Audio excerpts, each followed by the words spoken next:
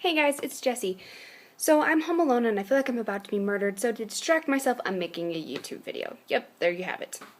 So you know that anti-bullying poem, I forget who it's by, but it's called To This Day? Well, if you haven't heard it already, go watch it. It's amazing. But I actually memorized it word for word, and I'm now going to perform it as an oratory, or it's like a declaration oratory or whatever, that I would normally perform in debate. I've been talking for 30 seconds, so I'm just going to go now. And there's some parts in it that I really wanted to scream at. Like, scream, it's part of the poem to scream, kind of. But I can't because it's late at night, like I said, and I have neighbors. So, stupid neighbors. So inconsiderate. Alright, here it goes. When I was a kid, I used to think that pork chops and karate chops were the same thing. I thought they were both pork chops. And because my grandma thought it was cute, and because they were my favorite, she let me keep doing it. Not really a big deal. One day, before I realized fat kids are not designed to climb trees, I fell out of a tree and bruised the entire right side of my body. I was afraid to tell my grandmother what had happened because I was afraid I'd get in trouble for being somewhere I shouldn't have been. A few days later, the gym coach noticed the bruises, and I got sent to the principal's office. From there, I was sent to another really small room with a really nice lady who asked me all kinds of questions about my life at home. I saw no reason to lie. As far as I was concerned, life was pretty good. I told her, whenever I'm sad, my grandmother gives me karate chops.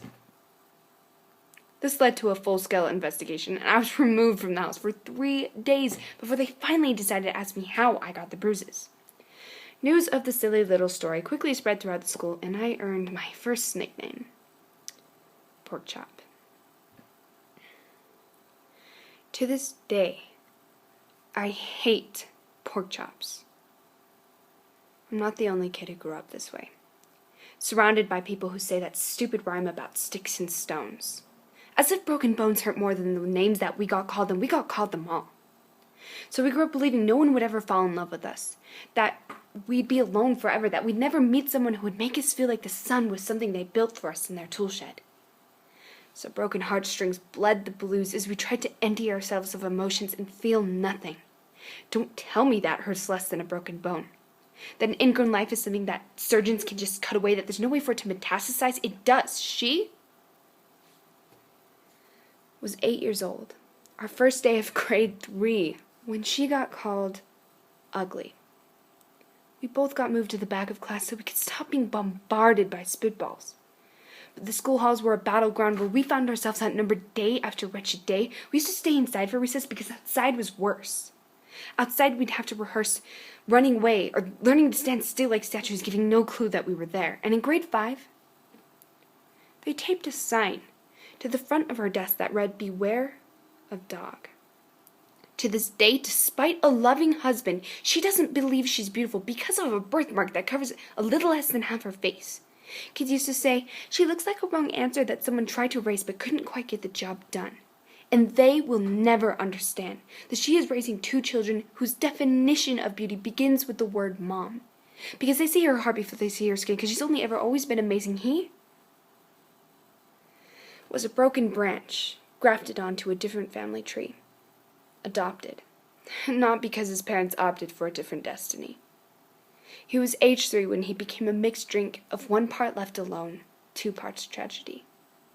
Started therapy in the 8th grade, had a personality made up of tests and pills, lived like the uphills were mountains and the downhills were cliffs, 4/5 suicidal, a tidal wave of antidepressants, and an adolescence of being called Popper. 1 part because of the pills. 99 parts because of the cruelty. He tried to kill himself in grade 10, and a kid who could still go home to mom and dad who had the audacity to tell him, get over it. As if depression is something that can be remedied from any of the contents found in a first aid kit. To this day, he is a stick of TNT lit from both ends, could describe to you in detail the way the sky bends before it's about to fall. In spite of an army of friends who will call him an inspiration, he remains a conversation piece between those who can't understand sometimes being drug-free has less to do with addiction and more to do with sanity.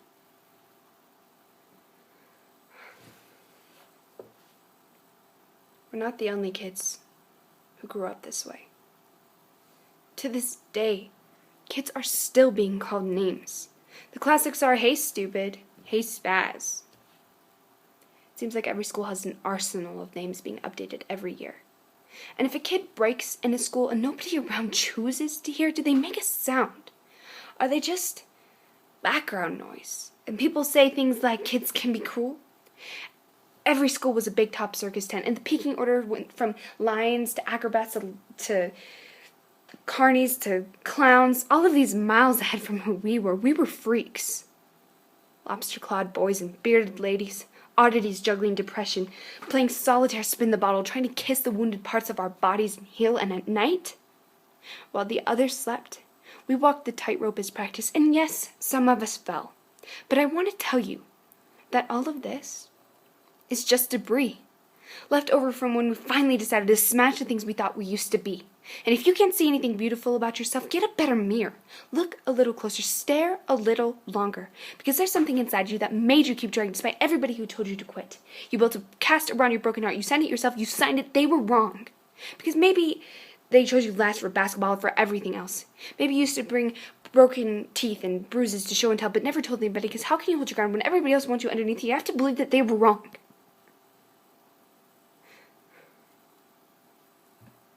They have to be wrong. Why else would we still be here? We grew up learning to cheer the underdogs on because we see ourselves in them. We stem from the rooted belief that we are not what we are called. We're not just some abandoned car sitting out installed on some abandoned highway. And if in some case we are, don't worry. We only have to walk and get gas. We are graduating members from the class of We Made It. Not the faded echoes of voices crying, "Words will never hurt me." Of course, they did. But our lives will only ever continue to be a balancing act that has less to do with pain and more to do with beauty. Thank you.